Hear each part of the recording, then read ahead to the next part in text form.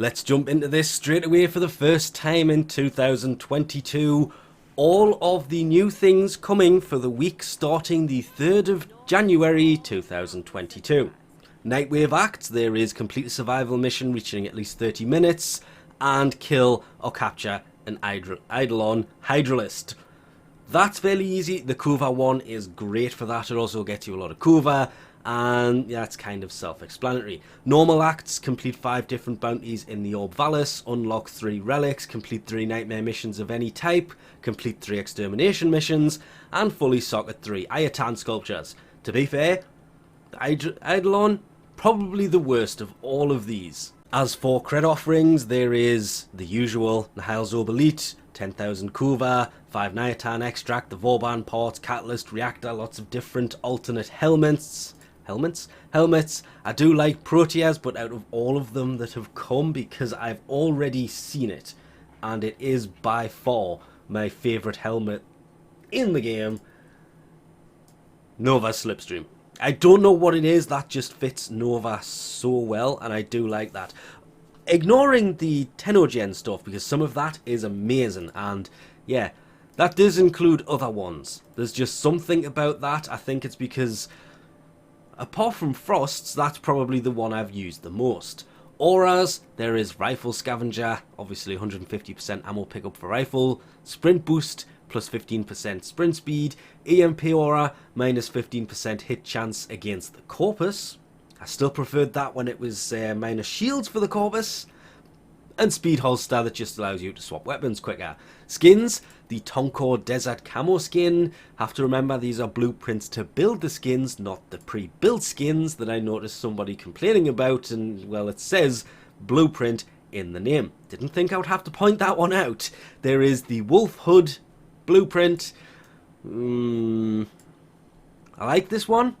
I like the fact that you can actually have it open as well, and it just opens the eyes.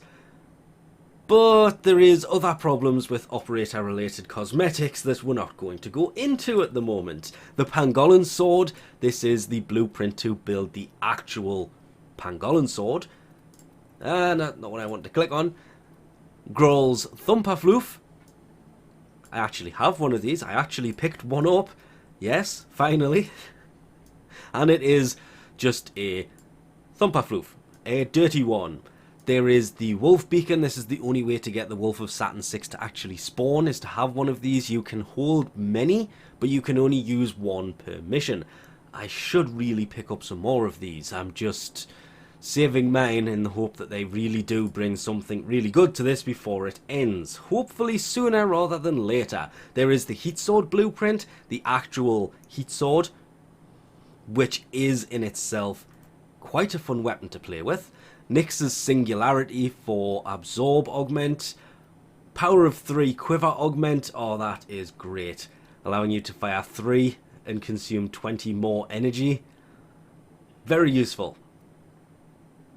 Focused Acceleration. When aiming with the Tetra, plus 80% projectile speed. Heading straight over to visit Teshin, and for those who have tried to use the creator mode will notice that this isn't how he's supposed to look, but let's not mention that. That is kind of spoilerific. This week for the Steel Path Honor store is 3 built former.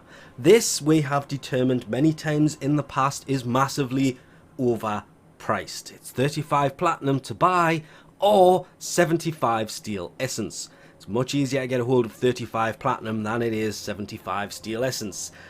Out of everything he sells, the 3 former are the big rip-off. There is also the Veiled Riven Cipher, that unlocks any Veiled Riven, the secondary Arcane Adapter, the primary Arcane Adapter, and DE are closed, so as you can probably guess, no Euralian Action Glyph. And of course, if you have Helminth, it is time to come in and check to see what you have got this week. Wow! Finally one for Frost. The amount I've used Frost, I thought that would have appeared a lot sooner than now. That being said, it may have actually appeared earlier.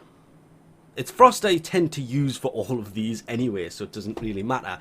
But what you get will be different to mine. I do love it when you get decent frames that have parkour velocity. That could be really useful. Ability efficiency.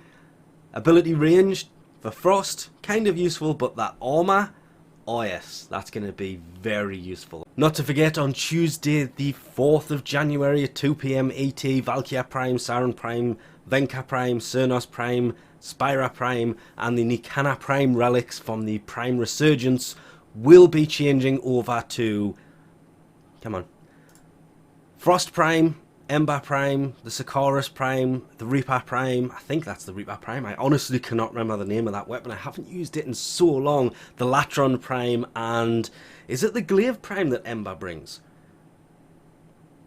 Cannot remember that one either. I'm just guessing it's the Latron because that's what should be coming with Frost. Same as I'm just guessing the Glaive because I do believe that's what Ember brought with her.